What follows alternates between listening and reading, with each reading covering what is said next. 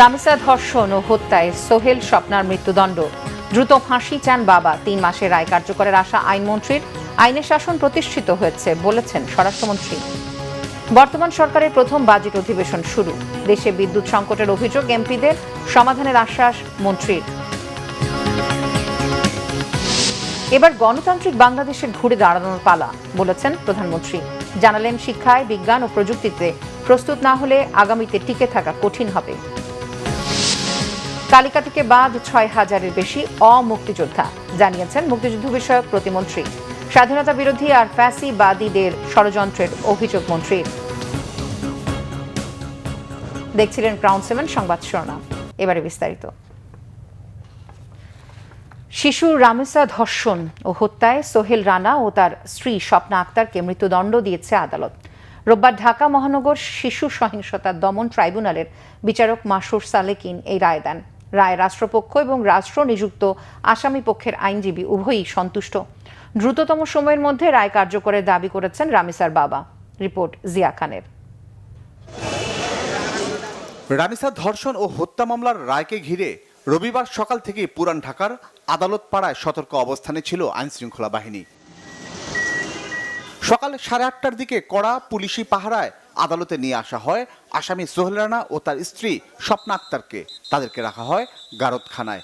রায় ঘোষণার সময় 2 আসামিকে হাজির করা হয় ট্রাইব্যুনালে। রায় পড়ার সময় ট্রাইব্যুনালে উপস্থিত ছিলেন রামিসার স্বজনরা। রায়ে 2 আসামিকেই সর্বোচ্চ শাস্তি দেন বিচারক। একই সাথে আসামি সোহেল রানাকে 5 লাখ টাকা ও তার স্ত্রী স্বপ্না আক্তারকে 2 লাখ টাকা অর্থদণ্ড দেন। দয়া দাক্ষিণ্য না দেখিয়ে সিভিয়ার পানিশমেন্ট দিতে হবে এবং তারই নিরিখে মাননীয় ট্রাইব্যুনাল তার স্বীয় বিবেচনায় এবং তার নিজস্ব জুরিসডিকশনে এই মৃত্যুদণ্ডে দণ্ডিত করেছেন উভয় আসামিকে। সকল সাক্ষ্য বিশ্লেষণ করে এই সিদ্ধান্তে উপনীত হয়ে রায় দিয়েছেন এবং আমরা প্রসিকিউশন পক্ষে রায়ে সন্তুষ্ট। এই মামলার পরবর্তী কার্যক্রম হাইকোর্ট বিভাগে যাবে, আপিল বিভাগে যাবে এবং পরবর্তী পর্যায়ে রাষ্ট্রপতির নিকট যাবে কিনা সেটার এই যে প্রসেস, এটা হলো ইন অ্যাকর্ডিংস উইথ ল। এই ইন অ্যাকর্ডিংস উইথ ল এর যে ডিউ প্রসেস অফ ল, এটাকে আমরা কিন্তু বাইপাস করতে পারবো না।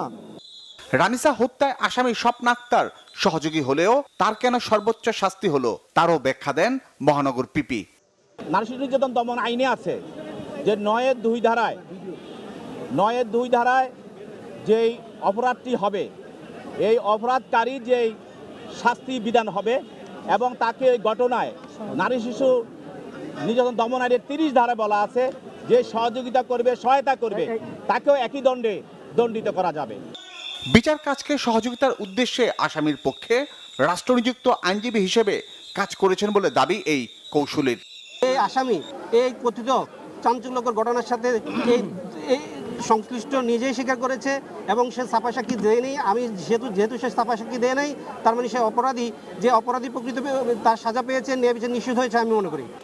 রায়ের পর নিজের প্রতিক্রিয়া জানান রামিসার বাবা। আমি আলহামদুলিল্লাহ 100% খুশি এবং এই রায় বাস্তবায়ন হলে আমি সম্পূর্ণভাবে আমার মনের প্রত্যাশা, যে রায় এবং কার্যকরের মনের প্রত্যাশা, আমার আকাঙ্ক্ষা, সেটা মিটবে। রায় ঘোষণার আগে থেকে আদালত পাড়ায় বিচার প্রার্থী ও সাধারণ মানুষের উপস্থিতি ছিল পর্যাপ্ত। শিশু রামিসাকে ধর্ষণ এবং হত্যার পর মাত্র 20 দিনের মাথায় আলোচিত মামলাটির রায় ঘোষণা করলেন বিচারক। এ রায় দৃষ্টান্ত হয়ে থাকবে বলে মনে করেন সাধারণ মানুষ। এই রায়ের ফলে ভবিষ্যতে অপরাধীরা এই ধরনের অপরাধ করতে ভয় পাবে এবং বিরত থাকবে। জিয়া খান, বাংলা ভিশন, ঢাকা। সুপ্রিম কোর্টের সংশ্লিষ্ট বেঞ্চ অগ্রাধিকারের ভিত্তিতে শুনানি করলে 3 মাসের মধ্যে রামিসা হত্যা মামলার রায় কার্যকরের আশা করছেন আইনমন্ত্রী মোহাম্মদ আসাদুজ্জামান। আর এই মামলার দ্রুত রায়ে আইনের শাসন প্রতিষ্ঠিত হয়েছে বলে মন্তব্য করেছেন স্বরাষ্ট্রমন্ত্রী সালাউদ্দিন আহমেদ। সচিবালয়ে এক প্রশ্নের জবাবে তিনি জানান, ভারত থেকে পুশিন ঠেকাতে শক্ত অবস্থানে থাকবে বাংলাদেশ। রিপোর্ট সৈয়দ আব্দুল মুহিতের। শিশু রামিসা ধর্ষণ ও হত্যা মামলার রায়ে প্রাথমিক প্রতিক্রিয়ায় সচিবালয়ে ব্রিফিং করে আইনমন্ত্রী মোহাম্মদ আসাদুজ্জামান জানান, দেশের বিচার বিভাগের ইতিহাসে মাত্র ৬ কার্য দিবসে এ মামলার রায় দেয়া হয়েছে, যা উচ্চ আদালতেও বহাল থাকবে বলে আশা করেন আইনমন্ত্রী। তিনি জানান, অন্যান্য ডেথ রেফারেন্সের মামলাগুলো দ্রুত নিষ্পত্তির জন্য প্রধান বিচারপতি ব্যবস্থা নেয়ার আশ্বাস দিয়েছেন। আমরা আইনের প্রত্যেকটা ধাপ পেরিয়ে আমরা ৬ কার্য দিবসের মধ্যে বিচার প্রক্রিয়া সম্পন্ন করেছি এবং এই বিচারে এই ঘোষিত শাস্তিতে আমরা আপাতত সন্তুষ্ট। আশা করি এটা উচ্চ আদালতে গেলেও এই রায় কার্যকর থাকবে। এটা আমার প্রত্যাশা আগামী ৩ মাসের মধ্যে করা সম্ভব, যদি সুপ্রিম কোর্টের সংশ্লিষ্ট বেঞ্চ এটাকে প্রায়োরিটি দিয়ে শুনানি করেন। সচিবালয়ে সাংবাদিকদের স্বরাষ্ট্রমন্ত্রী সালাউদ্দিন আহমেদ রামিসা হত্যা মামলার রায়ে সন্তোষ প্রকাশ করেন। আদালত ন্যায় বিচার করেছে, আসামিদের মৃত্যুদণ্ড দিয়েছে। এখন আমরা বলতে পারি যে বাংলাদেশের এই বিচারিক ইতিহাসে এবং পুলিশের গ্রেপ্তার এবং তদন্তের কার্যক্রমের ইতিহাসে এটা একটা মাইল ফলক। এভাবেই আমরা ইনশাআল্লাহ জনপ্রত্যাশা অনুযায়ী দেশে আইনের শাসন প্রতিষ্ঠা করতে চাই। স্বরাষ্ট্রমন্ত্রী জানান, সীমান্ত সমস্যা সহ নানা ইস্যুতে ভারতের সাথে কূটনৈতিক চ্যানেলে আলোচনা করে সমাধান করা হবে। আমাদের বর্ডার গার্ড তারা সতর্ক আছে। আমরা সমস্ত পুরসিনের অবৈধ পুরসিনের চেষ্টাকে আমরা বাধা দেব ইনশাআল্লাহ। এ পর্যন্ত তাই হয়েছে। তবে এই বিষয়গুলো ডিপ্লোম্যাটিক চ্যানেলে আলোচনার মাধ্যমে সমাধান করা প্রাথমিকভাবে আমাদের প্রয়োজন। সৈয়দ আব্দুল মুহিত, বাংলা ভিশন, ঢাকা। এদিকে দেশের বিভিন্ন সীমান্তে আজও পুশিনের অপচেষ্টা চালিয়েছে বিএসএফ, তবে রুখে দিয়েছে বিজিবি ও স্থানীয়রা। চাঁপাইনবাবগঞ্জ সীমান্তে সর্বোচ্চ সতর্ক অবস্থানে রয়েছে বিজিবি। রাতে সীমান্তবর্তী বিভিন্ন এলাকায় বিজিবির পাশাপাশি টহল দেয় আনসার ভিডিপি, গ্রাম পুলিশ, স্থানীয় জনপ্রতিনিধি ও সাধারণ জনগণ। সংশ্লিষ্টরা জানান, সীমান্তে পুশিনের সম্ভাব্য ঝুঁকি মোকাবেলায় গোয়েন্দা তথ্য সংগ্রহ ও বিশ্লেষণের কার্যক্রম জোরদার করা হয়েছে। গুরুত্বপূর্ণ পয়েন্টগুলো সার্বক্ষণিক পর্যবেক্ষণে আছে। এদিকে মেহেরপুরের তেঁতুল বাড়িয়া সীমান্ত দিয়ে ৬ জনকে পুশিনের চেষ্টা বিজিবি ব্যর্থ করে দেওয়ায় তাদের ফেরত নিয়েছে বিএসএফ। আর ৫৮ ঘন্টা ধরে পঞ্চগড় সীমান্তে জিরো লাইনে আটকে আছে পুশিন হওয়া ১০ জন। ত্রয়োদশ জাতীয় সংসদের বাজেট অধিবেশন শুরু হলো আজ। অধিবেশনের প্রশ্নোত্তর পর্বে দেশে বিদ্যুৎ সংকটের অভিযোগ করেন সংসদ সদস্যরা। বিদ্যুৎ ও জ্বালানি মন্ত্রী ইকবাল হাসান মাহমুদ জানান, সংকট নিরসনে জেলা উপজেলা পর্যায়ে কাজ চলমান রয়েছে। অধিবেশনের শুরুতেই রীতি অনুযায়ী সাম্প্রতিক সময়ে মৃত্যুবরণ করা সাবেক মন্ত্রী ও সংসদ সদস্য তোফায়েল আহমেদ সহ ১৬ জন সাবেক মন্ত্রী, প্রতিমন্ত্রী, হুইপ ও সংসদ সদস্যদের জন্য শোক প্রস্তাব উত্থাপন করা হয়। এরপর শুরু হয় প্রশ্নোত্তর পর্ব, যেখানে সাম্প্রতিক সময়ে দেশে বিদ্যুৎ ও জ্বালানি সংকট নিরসনে সরকারের পদক্ষেপ নিয়ে করা প্রশ্নের জবাব দেন সংশ্লিষ্ট মন্ত্রী, প্রতিমন্ত্রীরা। এরপর কার্যপ্রণালী বিধি ৭১ ও ৬২ অনুযায়ী জরুরি গুরুত্বপূর্ণ বিষয়ে মনোযোগ আকর্ষণী নোটিশ উত্থাপন ও আলোচনা শুরু হয়। এই পর্বে সম্প্রতি ঘটে যাওয়া শিশু রাইসা ধর্ষণ ও বিচার কাজ নিয়ে আলোচনা করেন আইনমন্ত্রী মোহাম্মদ আসাদুজ্জামান। চাঁদপাই হইতে মোড়লগঞ্জ ২ আমতলী পর্যন্ত ২৬ কিলোমিটার নতুন একটি ৩৩ কেবি সঞ্চালন নির্মাণ করা হচ্ছে। ট্রান্সফরমার চুরি যে হয়, যে এলাকাতে হয় আপনার, সেই এলাকাগুলোতে আমরা মাঝে মাঝে পুলিশ দিয়ে সার্চ করার চেষ্টা করি, কিন্তু সেগুলো পাওয়া যায় না। আমি অনুরোধ করব যে এটা তো সরকারি জিনিস, আমাদের জনগণের জিনিস। এটা এই জিনিসটা কিছু দুষ্কৃতিকারীরা চুরি করে নিয়ে যাবে। এলাকার মানুষকে এই ব্যাপারে সবাইকে সচেষ্ট হতে হবে যে তাদের এই কাজের জিনিসটা যেন চুরি না হয়। আর আপনি যেটা বললেন যে ট্রান্সফরমার পাইপ পেতে দেরি হয়, এই ব্যাপারে আমি দেখব যাতে তাড়াতাড়ি ট্রান্সফরমার লাগে। প্রধানমন্ত্রী তারেক রহমান বলেছেন, গণতান্ত্রিক বাংলাদেশে এবার ঘুরে দাঁড়ানোর পালা।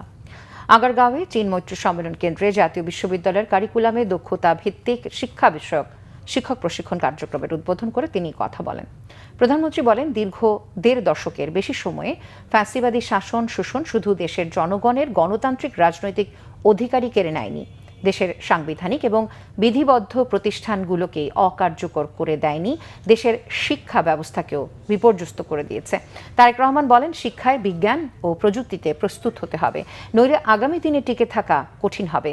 স্মরণ করিয়ে দেন, কৃত্রিম বুদ্ধিমত্তা বা এআই নানামুখী চ্যালেঞ্জ তৈরি করেছে, অনেক কিছু ঝুঁকির মধ্যে পড়েছে, আবার অনেক সম্ভাবনাও তৈরি করেছে। সেজন্য সার্টিফিকেট নির্ভরতা শিক্ষার পরিবর্তে প্রযুক্তি নির্ভর শিক্ষা ব্যবস্থা গড়ে তোলার পরামর্শ দেন তিনি। অগ্রাধিকার ভিত্তিতে শিক্ষাকে বাস্তবমুখী ও প্রযুক্তি নির্ভর করে গড়ে তোলার উদ্যোগের কথাও জানান প্রধানমন্ত্রী। দীর্ঘ ১.৫ দশকের বেশি সময়ে ফ্যাসিবাদী শাসন শোষণ শুধুমাত্র দেশের জনগণের গণতান্ত্রিক রাজনৈতিক অধিকারই কেড়ে নেয়নি, বরং অন্যান্য প্রতিষ্ঠানগুলোর মতন শিক্ষা ব্যবস্থাকেও প্রায় ধ্বংসপ্রাপ্ত করে দিয়েছিল। গণতান্ত্রিক বাংলাদেশে এবার অবশ্যই আমাদের ঘুরে দাঁড়ানোর পালা। স্বাধীনতা বিরোধী ও ফ্যাসিবাদী শক্তি এক হয়ে দেশপ্রেমিক সরকারের বিরুদ্ধে ষড়যন্ত্র করছে বলে অভিযোগ করেছেন মুক্তিযুদ্ধ বিষয়ক মন্ত্রী আহমেদ আজম খান। এদিকে মুক্তিযুদ্ধ বিষয়ক প্রতিমন্ত্রী ইশরাক হোসেন বলেছেন, জাতিকে কলঙ্কমুক্ত করতে এরই মধ্যে ৬,০০০-এর বেশি অমুক্তিযোদ্ধার নাম তালিকা থেকে বাদ দেওয়া হয়েছে।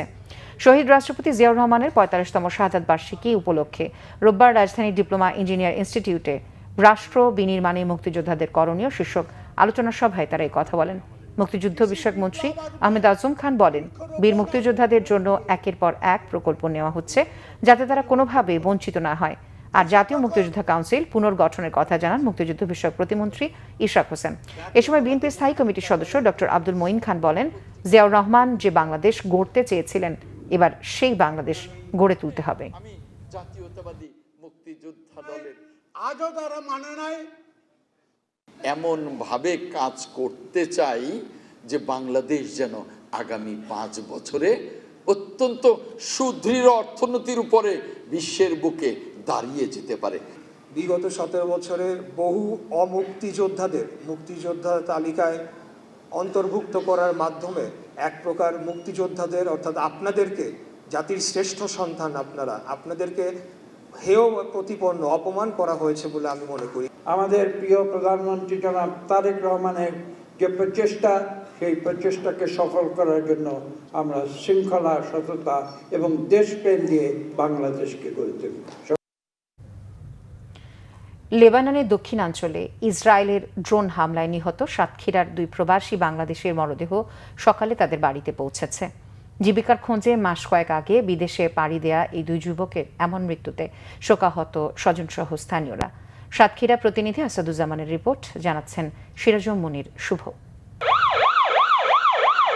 গত 11 মে লেবাননের স্থানীয় সময় দুপুর 12টার দিকে নাবাতিয়ের জেবদিন এলাকার একটি আবাসিক ভবনে ইসরায়েলি ড্রোন হামলায় প্রাণ হারান বাংলাদেশের সাতক্ষীরার 2 যুবক শফিকুল ইসলাম ও নাহিদুল ইসলাম। আজ তাদের লাশ পৌঁছে গ্রামের বাড়ি সদর উপজেলার ভালুকা চাঁদপুর ও আশাশুনির কাদাকাটি গ্রামে। মরদেহ পৌঁছার পর 2 গ্রামেই নামে শোকের ছায়া, কান্না আর আহাজারিতে ভারী হয়ে ওঠে পরিবেশ। সে গত 1 মাস আগে লেবাননে যুদ্ধ বিধ্বস্তে সে মারা গিয়েছে। সে ছিল এই পরিবারের একজন উপার্জনকারী ব্যক্তি। আমরা চাই শফিকুলের পরিবারের পরে সরকারের জন্য একটা অনুদান থাকে। স্বজনরা জানান, লেবানন যেতে বহু ধার দেনা করতে হয়েছে শফিক ও নাহিদের পরিবারকে। শফিকের স্ত্রী জানান, ঢাকায় কাগজপত্র জমা দেওয়ার পর তাদের 85,000 টাকার 2টি চেক দিয়েছেন ঊর্ধ্বতন কর্মকর্তারা। পরবর্তীতে আরও 13 লাখ টাকা দেওয়ার কথাও দিয়েছেন। ওই জায়গায় এইভাবে কথাবার্তা বললো, বলার পরে আমাদের কাছে 2টি চেক দিয়েছে, একটা 35,000 একটা 50,000। ক্ষতিগ্রস্ত পরিবারগুলোর পাশে থাকার কথা জানালেন সংশ্লিষ্টরাও। টোটাল উনি 13 লক্ষ টাকা পাবেন ওনার পরিবার, এবং এই পূর্ণাঙ্গ টাকা ওনার পরিবারের মাধ্যমে মুসলিম পারিবারিক শরিয়া আইন অনুযায়ী হস্তান্তর করা হবে। পরিবারের সুখের আশায় বিদেশে যাওয়া কর্মীদের যেন আর এমন যুদ্ধ বা সহিংসতার বলি হতে না হয়, সেই চাওয়া স্থানীয়দের। সিরাজুম মুনির শুভ, বাংলা ভিশন নিউজ ডেস্ক। নাটোরের বড়াই গ্রামে মসজিদের মাইকে ঘোষণা দিয়ে 2 গ্রামবাসীর দফায় দফায় ধাওয়া পাল্টা ধাওয়া ও সংঘর্ষের ঘটনা ঘটেছে। এতে অন্তত 10 জন আহত হয়েছেন। স্থানীয়রা জানান, গত 29 মে গোপালপুর উচ্চ বিদ্যালয় মাঠে তুচ্ছ ঘটনার জের ধরে মৃধাপাড়া এলাকার আবির হোসেনের সাথে শিবপুর গ্রামের সজীব হোসেন সহ কয়েকজনের হাতাহাতি হয়। সেই ঘটনার জেরে গত শুক্রবার শিবপুর বাজারে আবির ও তার স্বজনেরা সজীবকে মারপিট করে। এসবে শিবপুর বাজারের ব্যবসায়ী আবু হানিফ ও নাজমুল থামাতে গেলে তাদেরও লাঞ্ছিত করা হয়। খবরটি ছড়িয়ে পড়লে পাশের গড়মাটি কলোনি থেকে আবু হানিফ ও নাজমুলের স্বজনেরা জড়ো হয়ে শিবপুর বাজারে গেলে গড়মাটি কলোনির লোকজনদের সাথে গোপালপুর কলোনির লোকজনের ধাওয়া পাল্টা ধাওয়ার ঘটনা ঘটে। এ সময় মসজিদের মাইকে ঘোষণা দিয়ে একত্রিত হয়ে সংঘর্ষে জড়ায় তারা। পরে পুলিশ পরিস্থিতি নিয়ন্ত্রণে আনে। ঘটনার পর থেকে পুরো এলাকায় আতঙ্ক বিরাজ করছে। চট্টগ্রামের ট্রেনের সঙ্গে বালুবাহী ট্রাকের সংঘর্ষের ঘটনায় প্রায় 2 ঘন্টা বন্ধ থাকার পর স্বাভাবিক হয়েছে ট্রেন চলাচল। সকাল 10টার দিকে উপজেলার বড় তাকিয়া ও চিনকি আস্তানা এলাকায় এই দুর্ঘটনায় চরম ভোগান্তিতে পড়ে যাত্রীরা। স্থানীয়রা জানান, চট্টগ্রাম থেকে ছেড়ে আসা সিলেটগামী পাহাড়িকা এক্সপ্রেস ট্রেনটি লেভেল ক্রসিং পার হওয়ার সময় একটি বালুবাহী ট্রাক লাইনে উঠে পড়ে। এতে ট্রেনের ধাক্কায় ট্রাকটি রেল লাইনের ওপর উল্টে যায়। তবে ট্রেন ও ট্রাকের গতি কম থাকায় বড় ধরনের কোনো ক্ষয়ক্ষতি বা কেউ হতাহত হয়নি। রেলওয়ে কর্তৃপক্ষ, আইনশৃঙ্খলা বাহিনী দ্রুত উদ্ধার কাজ শুরুর পর সচল হয় ঢাকামুখী আপ লাইন এবং চট্টগ্রামমুখী ডাউন লাইন। ময়মনসিংহের ধোবাউড়া উপজেলার গোয়াতলা কংস নদীর উপর থাকা বেইলি ব্রিজটি বালু বোঝাই ট্রাকসহ নদীতে ভেঙে পড়েছে। এতে ধোবাউড়ার সাথে আশেপাশের জেলাগুলোর সড়ক যোগাযোগ বিঘ্নিত হচ্ছে। সাময়িকভাবে বিকল্প সড়ক দিয়ে ধোবাউড়ার সাথে যান চলাচল অব্যাহত রয়েছে। সংশ্লিষ্টরা জানিয়েছেন, ভোর 4টার দিকে বালু বোঝাই ট্রাকটি পার হওয়ার সময় ব্রিজ সহ ধসে পড়ে। এ সময় ট্রাকের হেলপার আহত হয়। ব্রিজ ভেঙে যাওয়ায় ধোবাউড়া উপজেলার সাথে ময়মনসিংহ ও আশেপাশের জেলাগুলোর সড়ক যোগাযোগ সাময়িক বন্ধ হয়ে যায়। জরুরি সেবা, পণ্য পরিবহন সহ সাধারণ মানুষ দুর্ভোগে পড়ে। স্থানীয়রা জানান, দীর্ঘদিন ধরে এই ব্রিজটি ঝুঁকিপূর্ণ ঘোষণা করা হলেও পুনর্নির্মাণের কোনো উদ্যোগ নেওয়া হয়নি। FCPS প্রশিক্ষণ সংক্রান্ত বিজ্ঞপ্তি 48 ঘন্টার মধ্যে প্রত্যাহার। চিকিৎসক ও স্বাস্থ্যকর্মী সুরক্ষা আইন প্রণয়ন সহ 6 দফা দাবিতে দেশের বিভিন্ন হাসপাতালে চলছে ইন্টার্ন চিকিৎসকদের কর্মবিরতি। সকাল 8টা থেকে অনির্দিষ্টকালের কর্মবিরতিতে নামেন চট্টগ্রাম মেডিকেল কলেজ হাসপাতালের ইন্টার্ন চিকিৎসকেরা। দুপুরে হাসপাতালের প্রধান ফটকের সামনে বিক্ষোভ সমাবেশ করেছেন তারা। দাবি না মানা পর্যন্ত কর্মবিরতি চালিয়ে যাওয়ার ঘোষণা দেন আন্দোলনরতরা। একই পরিস্থিতি সিলেট ওসমানী মেডিকেলেও। তবে ICU এবং CCU জরুরি সেবা কর্মসূচির আওতামুক্ত রয়েছে। সকালে সিউমেক প্রশাসনিক ভবনের পাশে অবস্থান নেন আন্দোলনকারীরা। এরপর একটি বিক্ষোভ মিছিল ক্যাম্পাস প্রদক্ষিণ করে। নীলফামারীতেও 6 দফা দাবিতে ইন্টার্ন চিকিৎসকদের অনির্দিষ্টকালের কর্মবিরতি চলছে।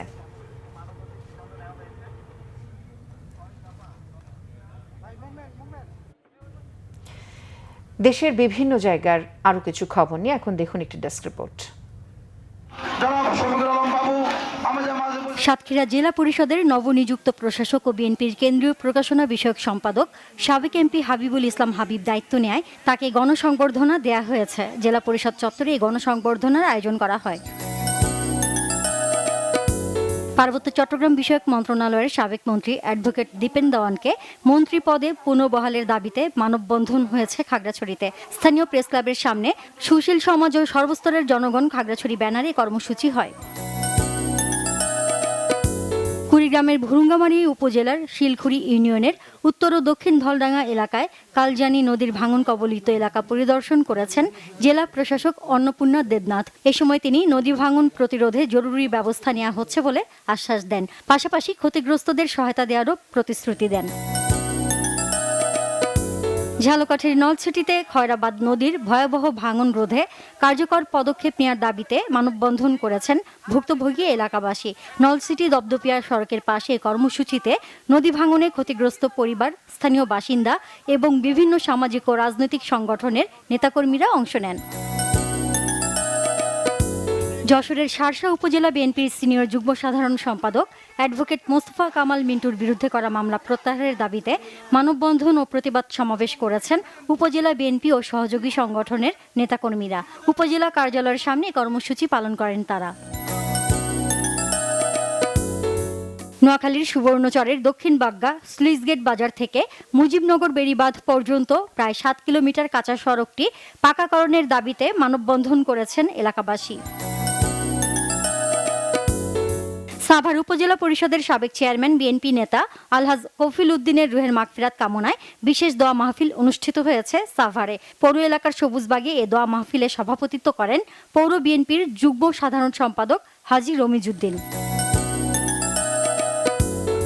গাইবান্ধায় ব্রহ্মপুত্র নদে বালাসী থেকে জামালপুর জেলার খোলাবাড়ি পর্যন্ত সড়ক সহ রেল সেতু বা টানেল নির্মাণের দাবিতে মানববন্ধন হয়েছে। শহরের ডিবি রোডে ব্রহ্মপুত্র নদে বালাসী খোলাবাড়ি সড়ক ও রেল সেতু বা টানেল নির্মাণ বাস্তবায়ন কমিটি গাইবান্ধা জেলার উদ্যোগে এই কর্মসূচি হয়। জাতীয় প্রাথমিক শিক্ষা পদক প্রতিযোগিতা শুরু হয়েছে রংপুরে। স্থানীয় পিটিআই মিলনায়তনে ক্রীড়া সাংস্কৃতিক বিষয়ভিত্তিক কুইজ ও কাবিং প্রতিযোগিতার আনুষ্ঠানিক উদ্বোধন করেন জেলা প্রশাসক Mohammad Ruhul Amin. Naznin Akter, Bangla vision news desk. সংবাদ শেষ করব ক্রাউন সিমেন্ট শিরোনামগুলো আরো একবার জানিয়ে।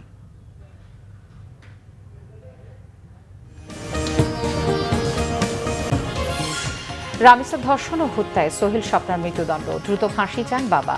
3 মাসের রায় কার্যকরের আশা আইনমন্ত্রীর। আইনের শাসন প্রতিষ্ঠিত হয়েছে বলেছেন স্বরাষ্ট্রমন্ত্রী। বর্তমান সরকারের প্রথম বাজেট অধিবেশন শুরু, দেশে বিদ্যুৎ সংকটের অভিযোগ এমপিদের, সমাধানের আশ্বাস মন্ত্রীর। এবার গণতান্ত্রিক বাংলাদেশে ঘুরে দাঁড়ানোর পালা বলেছেন প্রধানমন্ত্রী। জানালেন শিক্ষায় বিজ্ঞান ও প্রযুক্তিতে প্রস্তুত না হলে আগামীতে টিকে থাকা কঠিন হবে। তালিকা থেকে বাদ 6,000-এর বেশি অমুক্তিযোদ্ধা, জানিয়েছেন মুক্তিযুদ্ধ বিষয়ক প্রতিমন্ত্রী। স্বাধীনতা বিরোধী আর ফ্যাসিবাদীদের ষড়যন্ত্রের অভিযোগ মন্ত্রী। এই ছিল এখনকার মতো। পরে সংবাদ সন্ধ্যা 7:30টায় দেখার আমন্ত্রণ রইল। এছাড়া বাংলা ভিশন সংবাদ ও সংবাদ সংশ্লিষ্ট অনুষ্ঠান দেখতে ভিজিট করুন www.bbnews24.com ও facebook.com/banglavisionnews এবং সাবস্ক্রাইব করুন youtube.com/banglavisionnews। ধন্যবাদ এতক্ষণ সাথে থাকার জন্য।